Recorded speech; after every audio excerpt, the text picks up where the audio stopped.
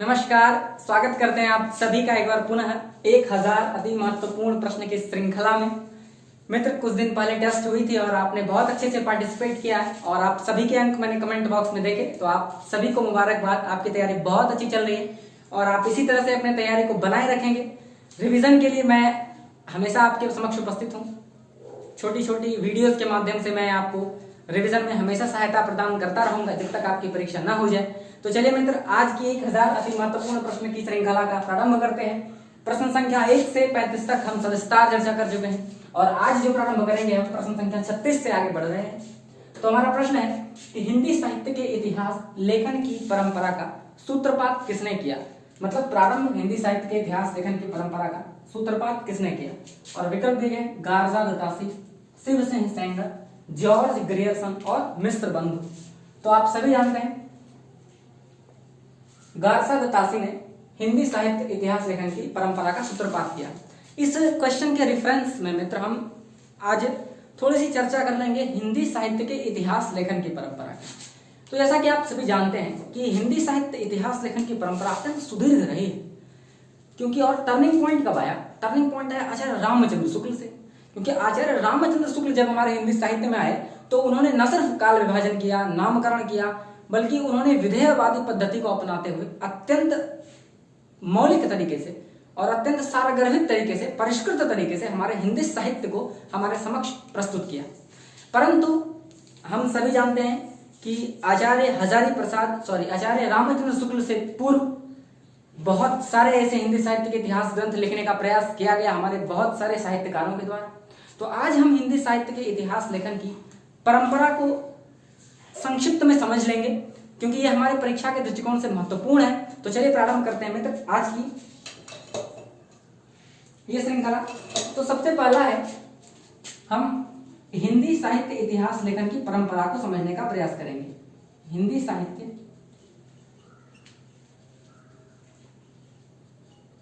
इतिहास लेखन की परंपरा। हिंदी साहित्य इतिहास लेखन की परंपरा को समझने का प्रयास हम मित्र करते हैं। इतिहास लेखन की परंपरा, जैसा कि हम सब जानते हैं कि जब हम हिंदी कहानी पढ़ते हैं तो केंद्र में कौन है? प्रेमचंद। तो जब हम हिंदी कहानी के उद्भव और विकास की बात करते हैं तो हम प्रेमचंद्र को केंद्र में रखते हैं और कैसे पढ़ते हैं? 3 भागों में बांट लेते हैं। प्रेमचंद्र युग, उससे पहले प्रेमचंद्र पूर्व युग और उसके बाद प्रेमचंद्रोत्तर युग। इसी प्रकार उपन्यास के केंद्र में प्रेमचंद्र है। इसी प्रकार नाटक के केंद्र में जयशंकर प्रसाद है, तो प्रसाद युग, प्रसाद पूर्व युग, प्रसाद युग और प्रसादोत्तर युग। इसी प्रकार निबंध की जब हम चर्चा करते हैं तो शुक्ल जी को केंद्र में रखते हैं। अध्ययन की सुविधा के लिए हम ऐसा करते हैं। शुक्ल युग, शुक्ल पूर्व युग और शुक्लोत्तर युग। तो अभी जो है हम हिंदी साहित्य के इतिहास लेखन की परंपरा को भी अध्ययन की सुविधा के लिए 3 भागों में मित्र वर्गीकृत करके समझ लेंगे। यानी केंद्र में रहेंगे शुक्ल जी और इससे पहले होंगे शुक्ल पूर्व और उसके बाद शुक्लोत्तर। तो चलिए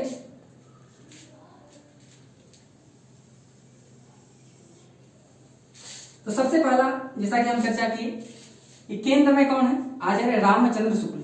तो शुक्ल युगीन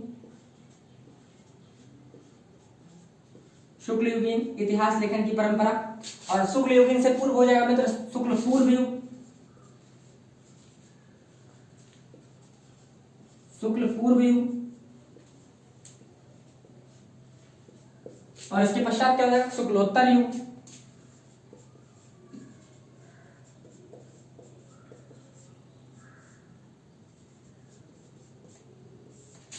तो शुक्ल पूर्व युग की अगर हम एक एक करके जब चर्चा करते हैं तो सबसे प्रथम क्या है? शुक्ल पूर्व युग। शुक्ल पूर्व युग को अध्ययन की सुविधा के लिए हम 2 भागों में बांट कर पढ़ेंगे। सबसे पहला भाग बांट लेंगे हम अनौपचारिक इतिहास लेखन और दूसरा बांट लेंगे औपचारिक। तो इसको 2 भागों में हम बांट लेते हैं। सबसे पहला क्या है? अनौपचारिक और दूसरा है औपचारिक। अब ये औपचारिक अनौपचारिक क्या है मित्र? तो औपचारिक में हम उन सभी कृतियों को शामिल करते हैं जो इतिहास लेखन के दृष्टिकोण से नहीं लिखे गए थे, यानी उसमें इतिहास दर्शन का बिल्कुल अभाव है। वो सिर्फ और सिर्फ कवियों के जीवन परिचय मात्र हैं। उनके जीवन परिचय, उनके कृत्यों का वर्णन सिर्फ इसमें समाहित किया गया है। किसी भी प्रकार के इतिहास लेखन जैसी शैली नहीं मिलती, परंतु ये सभी हमारे हिंदी साहित्य के इतिहास लेखन में रॉ मटेरियल यानी कच्चा माल का काम करते हैं। तो इसीलिए हिंदी साहित्य की जो प्रारंभ होती है, इसलिए हम अनौपचारिक से शुरुआत कर लेते हैं, यानी बेसिक से। तो औपचारिक जो अनौपचारिक है, तो इसमें मैंने आपसे क्या चर्चा की मित्र, इसमें जो है ये इतिहास ग्रंथ नहीं है, ठीक है, ये इतिहास ग्रंथ नहीं है, बल्कि क्या है, ये कवियों के जीवन वृत्त संकलन मात्र है, जीवन वृत्तों का संकलन मात्र है। बहुत सारे कवियों के जीवन परिचयों के बारे में इसमें विस्तार से वर्णन किया गया है, ठीक है। तो चलिए प्रारंभ करते हैं। तो अनौपचारिक में जो सबसे पहला वह है भक्तमाल। जी हाँ, आप सभी परिचित होंगे इस रचना से, भक्तमाल। और मित्र भक्तमाल में नाभादास जी ने लगभग 200 कवियों के जीवन वृत्तों और परिचयों के बारे में लिखा। और आप समझिए, इसी भक्तमाल में हमें भक्ति काल के बड़े नाम सूर, तुलसी, कबीर, धन्ना, पीपा, इन सभी के बारे में हमको यहाँ से क्या होती है, विस्तार से हमें इसकी जानकारी हो जाती है। तो भक्तमाल की जो कृति है वह है नाभादास जी की। जी हाँ, नाभादास।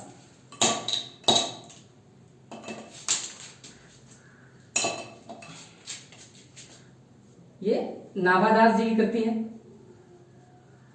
और इसमें लगभग मित्र 200 कवियों के बारे में चर्चा की गई है। और मैंने आपसे फिर कहा कि ये एकमात्र जीवन वृत्त संग्रह है। इसमें कवि के जीवन परिचय और उनकी कृतियों के बारे में उल्लेख किया गया है। और इसमें लगभग कौन कौन से बड़े नाम, तुलसी, सूर, कबीर, धन्ना, पीपा, इन सभी के बारे में हमें इस कृति से मदद मिलती है, इनकी जानकारी में। दूसरी कृति उसका नाम है कविमाला और यह भी एक वृत्त संग्रह है। इसमें लेखकों के जीवन परिचय और उनकी कृतियों का वर्णन किया गया है। और इसके जो संग्रहकर्ता है उनका नाम है तुलसी राम। तुलसी राम। इसके बाद कविमाला के बाद आते हैं कालिदास हजारा। यह कृति कालिदास हजारा।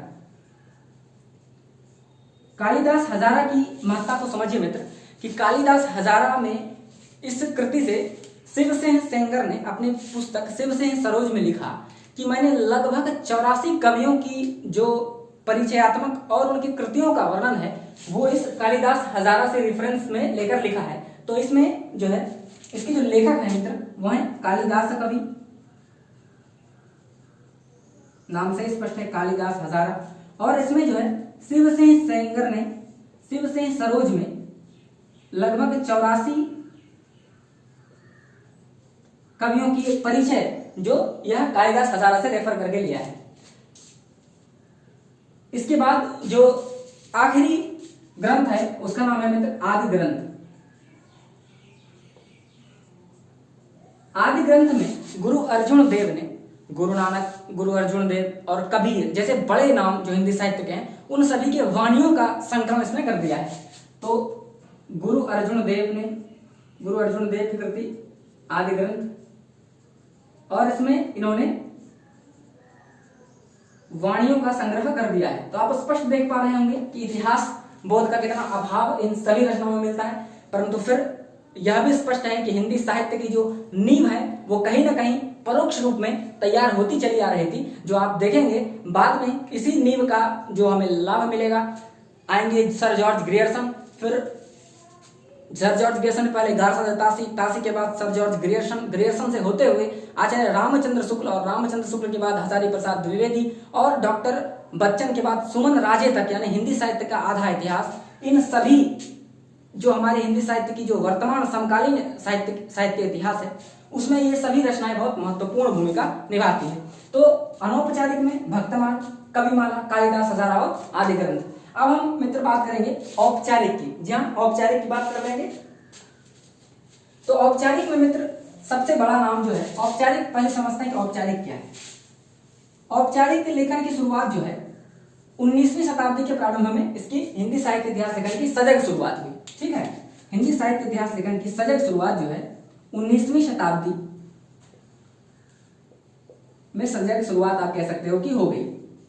शताब्दी में सजग शुरुआत हुई और सजग शुरुआत करने वाला बड़ा नाम था गारसा द तासी।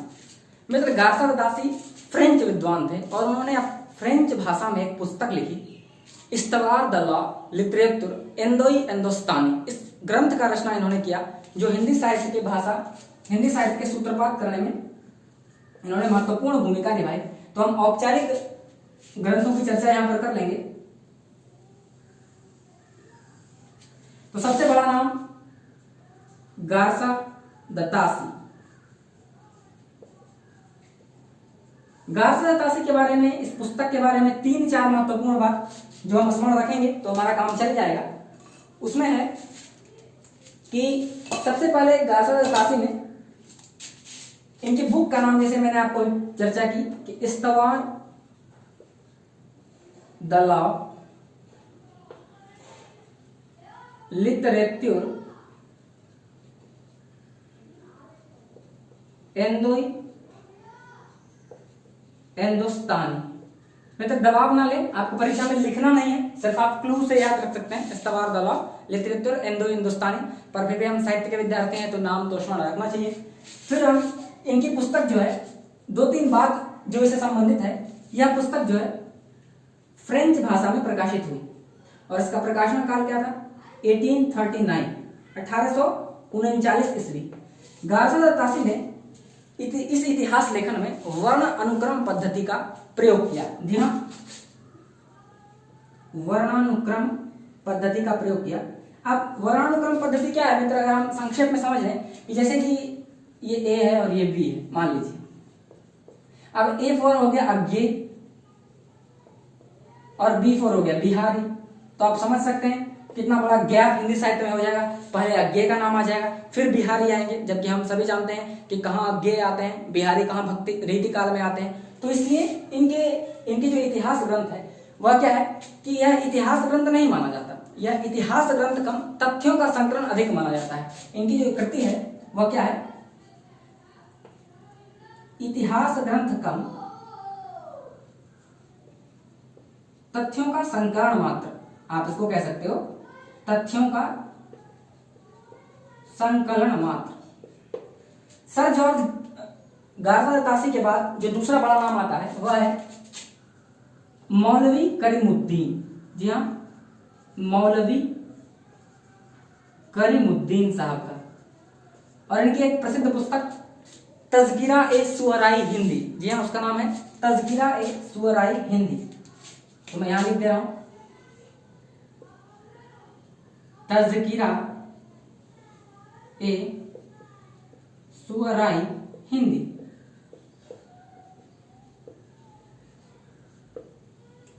मौलवी करीमुद्दीन के बाद मित्र आते हैं शिवसेन सेंगर। जी हाँ, मौलवी करीमुद्दीन साहब के बाद आते हैं शिवसेन सेंगर। और शिवसेन सेंगर ने शिवसेन सरोज की रचना करी। Shivsena Saroj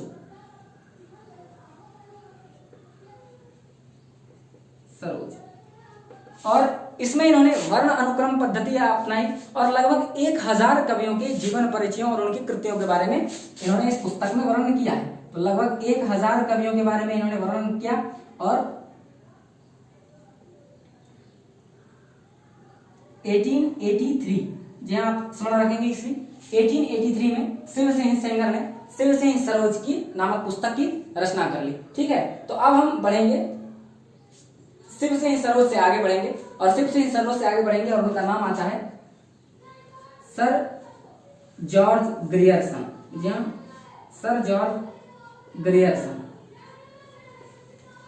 sir George Grierson ने हिंदी साहित्य इतिहास लेखन में बहुत बड़ा आमूलचूल परिवर्तन किया, क्योंकि इन्होंने पहली बार हिंदी साहित्य में काल विभाजन, नामकरण और कालक्रम पद्धति अपनाते हुए हिंदी साहित्य के इतिहास लेखन का सूत्रपात किया।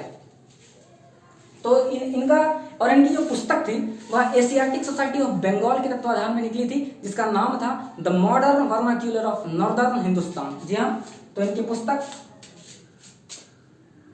जिसका नाम था, यहां पर मैं लिख रहा हूं, द मॉडर्न वर्नाक्यूलर ऑफ, कहीं कहीं आपको लिटरेचर ऑफ हिंदुस्तान मिलेगा, नॉर्दर्न हिंदुस्तान। और जैसा मैंने कहा, इन्होंने अपनी पुस्तक में क्या किया कि कालक्रम, काल विभाजन और नामकरण का सूत्रपात किया, प्रारंभ किया। परंतु इनकी जो नामकरण की जो पद्धति थी, इन्होंने काल विभाजन जो किया मित्र, वह जो है इनके काल विभाजन में साहित्यिक प्रवृत्तियों का बहुत अभाव दिखता है। क्यों?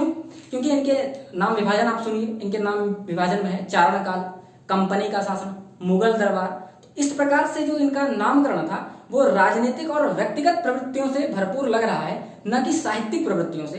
परंतु इन्होंने नामकरण के लिए गंभीर प्रयास किया, इसके लिए हम ऋणी हैं, क्योंकि एक आधार स्तंभ देखिए किस प्रकार से विकसित होती चली जा रही है। और जब हम आचार्य रामचंद्र शुक्ल के पास पहुंचेंगे तो एक बहुत ही अच्छा उनको बेस मिल जाएगा, और उसके बाद वो परिमार्जित करके, परिष्कृत करके हमारे समक्ष हिंदी साहित्य इतिहास को रखेंगे।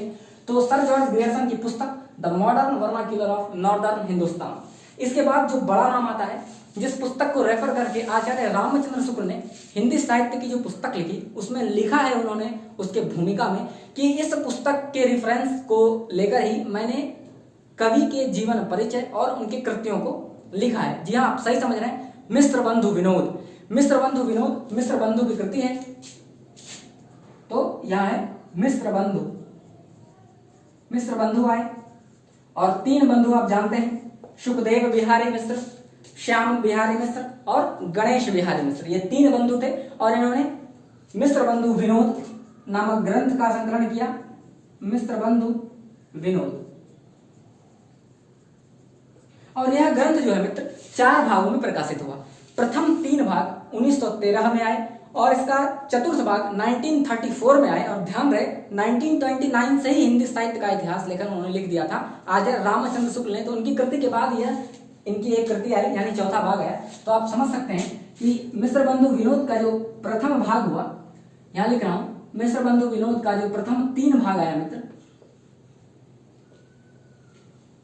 वह 1913 में आया, और इसके बाद इसका चौथा भाग जो आया वह 1934 में आया। और मिश्र बंधु विनोद की चर्चा कर लें तो इसमें लगभग इन्होंने 5000 कवियों के जीवन वृत्त और उनके कवि कृतियों का वर्णन किया, और नामकरण का भी प्रयास इन्होंने किया। तो इन्होंने हिंदी साहित्य के कालखंडों को मित्र 5 भागों में बांट दिया। सबसे पहला भाग इन्होंने कहा, पहले कालखंड को इन्होंने कहा आरंभिक काल, दूसरे कालखंड को कहा इन्होंने माध्यमिक काल, तीसरे काल को कहा अलंकृत काल, यानी जो रीति काल हम लोग कहते हैं, अलंकृत काल का, फिर उन्होंने परिवर्तन काल का, चौथे काल को, और 5वें काल को उन्होंने कहा दिया वर्तमान काल। तो हम समझ सकते हैं कि हिंदी साहित्य के इतिहास लेखन में भले ही इनका नामकरण अभी प्रचलित नहीं है, परंतु एक नींव यानी आधारशिला इन सभी विद्वानों ने प्रस्तुत की, जो अभी कुछ क्षण बाद हम समझेंगे कि किस प्रकार शुक्ल, आचार्य रामचंद्र शुक्ल ने इसको परिष्कृत और परिमार्जित किया। तो ये 5 नाम, घास बतासी, मौलवी करूमुद्दीन, शिव सिंह सेंगर, ग्रियर्सन और मिश्र बंधु विनोद। तो आप समझेंगे हम लोग किस प्रकार आचार्य रामचंद्र शुक्ल ने हिंदी साहित्य इतिहास लेखन में आमूलचूल परिवर्तन करते हुए एक सार्थक प्रयास किया। तो चलिए बढ़ते हैं। तो मित्र बात पहुंच गई 1888 यानी सर जॉर्ज ग्रियर्सन के the modern vernacular literature of northern Hindustan से अब हम पहुंच गए हैं शुक्ल युग में। तो बात है मित्र 1929 की, जब आचार्य रामचंद्र शुक्ल की एक नागरी प्रचारणी सभा के हिंदी शब्द सागर की भूमिका के रूप में हिंदी साहित्य का इतिहास प्रकाशित हुआ। मित्र इस पुस्तक के प्रकाशन मात्र से हिंदी साहित्य के इतिहास में आमूलचूल परिवर्तन हो गया, और न सिर्फ नामकरण बल्कि काल विभाजन की जो कठिनाइयां हमारे बीच थी वो संभवतः सभी की सभी पूरी हो गई और दूर भी हो गई। तो शुक्ल युग में जो बड़े नाम आते हैं वो सबसे पहले स्वयं आचार्य रामचंद्र शुक्ल, आचार्य रामचंद्र शुक्ल, और इनकी पुस्तक हिंदी साहित्य का इतिहास, हिंदी साहित्य का इतिहास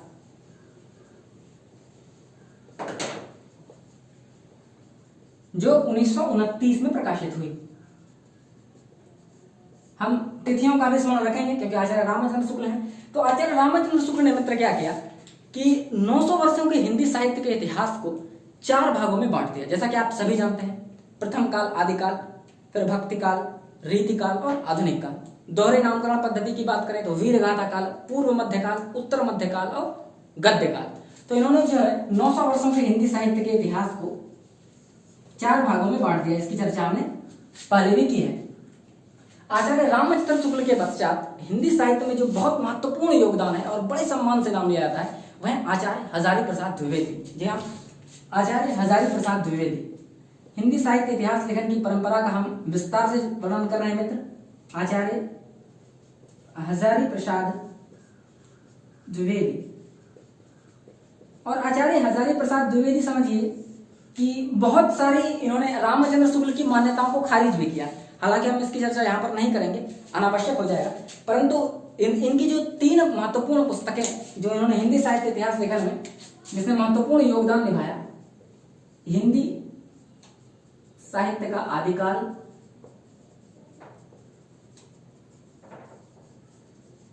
दूसरी पुस्तक हिंदी साहित्य की भूमिका,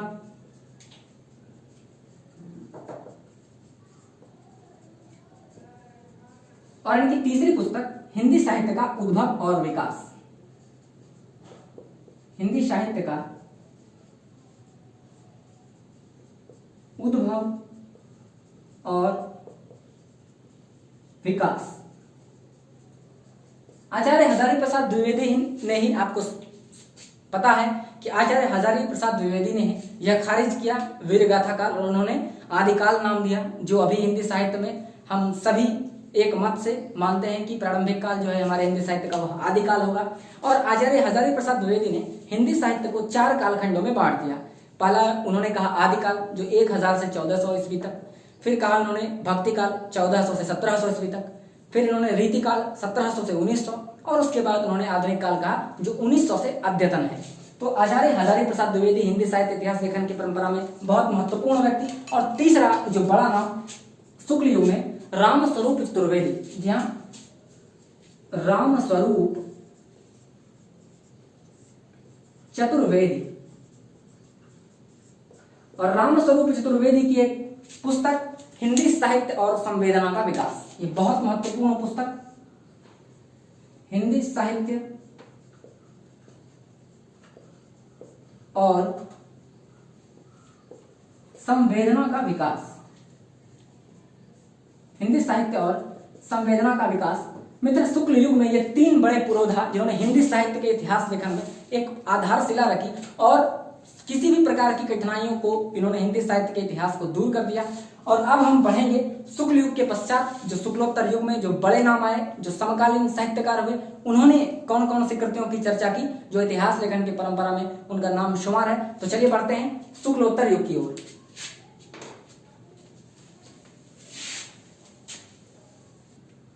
तो हालांकि आचार्य रामचंद्र शुक्ल ने हिंदी साहित्य के इतिहास लेखन में बहुत सारी कठिनाइयां दूर कर ही दी थी, परंतु आप जानते हैं इतिहास का पुनर्लेखन भी होना चाहिए, नई नई तथ्यों का समावेश उसमें होता है और हम नई जानकारियों, नई शोध से रूबरू होते हैं और सबके चिंतन का स्तर अलग अलग होता है। तो मित्र, शुक्ल युग में आचार्य रामचंद्र शुक्ल, हजारी प्रसाद द्विवेदी और रामस्वरूप चतुर्वेदी के पश्चात अगर हम शुक्लोत्तर युग में प्रवेश करते हैं तो शुक्लोत्तर युग के कुछ बड़े साहित्यकारों की चर्चा हम संक्षेप में कर लेंगे। तो शुक्लोत्तर युग में बड़े साहित्यकारों की चर्चा, शुक्लोत्तर युग में डॉक्टर राम कुमार वर्मा, जी हाँ, डॉक्टर राम कुमार वर्मा, और आप जानते हैं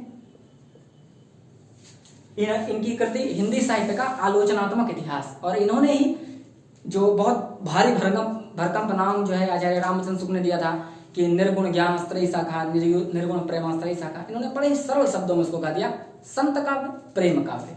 तो इनकी कृति जो है हिंदी साहित्य का आलोचनात्मक इतिहास, हिंदी साहित्य का आलोचनात्मक इतिहास, हिंदी साहित्य का आलोचनात्मक इतिहास। और इसी पुस्तक में इन्होंने उस भारी भरकम नाम से भी हमें छुटकारा दिलाया और संत काव्य और प्रेम काव्य कह दिया, संत काव्य प्रेम काव्य। और आप सभी जानते हैं डॉक्टर राम कुमार वर्मा ने स्वयंभू को हिंदी साहित्य का, हिंदी का प्रथम कवि माना है। इसका स्मरण भी हम लोग रखेंगे। डॉक्टर राम कुमार वर्मा के बाद दूसरा बड़ा नाम गणपति चंद्रगुप्त, गणपति चंद्रगुप्त।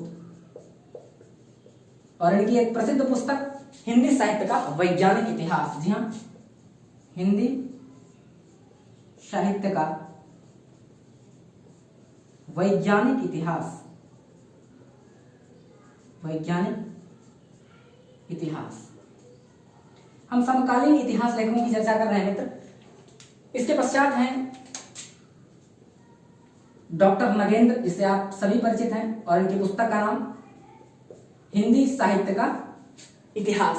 इसके बाद बड़े ही ऐसे साहित्यकार आए जिनका नाम था डॉक्टर बच्चन सिंह, डॉक्टर बच्चन सिंह। और बड़े मजेदार बात है मित्र कि ये तो हो गया डॉक्टर नगेंद्र की हिंदी साहित्य का इतिहास, इनकी पुस्तक का नाम है। डॉक्टर बच्चन सिंह ने बड़े मजेदार बात कही अपने हिंदी साहित्य जो इन्होंने लिखा, हिंदी साहित्य का दूसरा इतिहास। उसकी भूमिका में क्या लिखते हैं मित्र कि बड़ा इंटरेस्टिंग बात है कि ये लिखते हैं कि अभी तक जितने भी साहित्यकार हुए उन्होंने या तो रामचंद्र शुक्ल का विरोध किया या उनका समर्थन किया। मैं कुछ मौलिक लिखने जा रहा हूँ और कुछ ज्यादा ही मौलिक इन्होंने लिख दिया। जब आप पढ़ेंगे तो आपको आनंद आएगा। तो इनकी पुस्तक का नाम हिंदी साहित्य का दूसरा इतिहास। देखिए, हिंदी साहित्य का दूसरा इतिहास इन्होंने लिख दिया, हिंदी साहित्य का, यानी अभी तक लोग पहला इतिहास ही लिख रहे थे, हिंदी साहित्य का दूसरा इतिहास। और इसी पुस्तक में आप सभी जानते हैं कि उन्होंने आदिकाल को क्या कह दिया, अपभ्रंश काल जातीय साहित्य, मतलब कुछ मौलिक ही करना चाह रहे हैं। अपभ्रंश काल, आदिकाल का नामकरण इन्होंने कर दिया अपभ्रंश काल जातीय साहित्य। ठीक है। तो डॉक्टर बच्चन सिंह के पश्चात देखिए हमने राम कुमार वर्मा, गणपति चंद्र गुप्त, डॉक्टर नगेंद्र, डॉक्टर बच्चन सिंह, और बच्चन सिंह के पश्चात आते हैं राम विलास शर्मा। जी हाँ, यहां मैं लिख दे रहा हूं राम विलास शर्मा।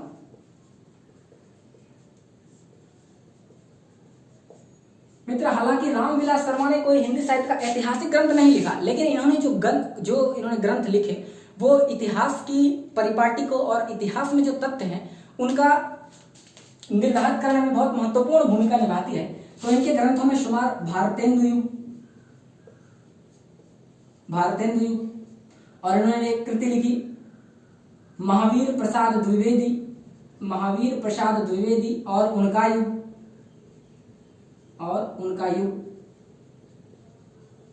इनकी एक प्रसिद्ध रचना निराला की साहित्य साधना। आप संभवतः सभी प्रश्नों से परिचित हैं, मैं सिर्फ आपकी पुनरावृत्ति करा रहा हूं। निराला की साहित्य साधना, और एक और कृति इनकी तुलसी साहित्य में सामंत विरोधी मूल्य। ये सभी हिंदी साहित्य के इतिहास में बहुत महत्वपूर्ण योगदान दिया इन कृतियों ने समकालीन इतिहास में। तो तुलसी साहित्य में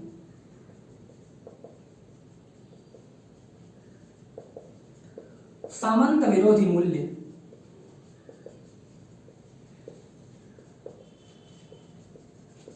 इसके बाद जो समकालीन इतिहास लेखन का प्रारंभ किया वो दो बड़े नाम, एक तो नागरी प्रचारणी सभा ने भी हिंदी साहित्य का इतिहास ग्रंथ निकाला और उन्होंने नाम रखा हिंदी साहित्य का वृहत इतिहास। जी हाँ, नागरी प्रचारणी सभा द्वारा। और अभी कुछ हाल फिलहाल में सुमन राजे की कृति है हिंदी साहित्य का आधा इतिहास। तो मित्र, आज हमने इतिहास लेखन की परंपरा को विस्तार से समझ लिया है। वीडियो थोड़ी लंबी हो गई है जरूर, तो हम अगले वीडियो में 6 प्रश्नों की चर्चा कर लेंगे। तो आज के लिए मित्र इतना ही। आप कमेंट बॉक्स में अवश्य लिखिए कि आपको यह वीडियो कैसा लगा, जिससे मैं अभिप्रेरित हो सकूं, मोटिवेट हो सकूं और आगे फिर और गुणवत्तापूर्ण प्रयास कर सकूं। तो आज के लिए इतना ही। नमस्कार।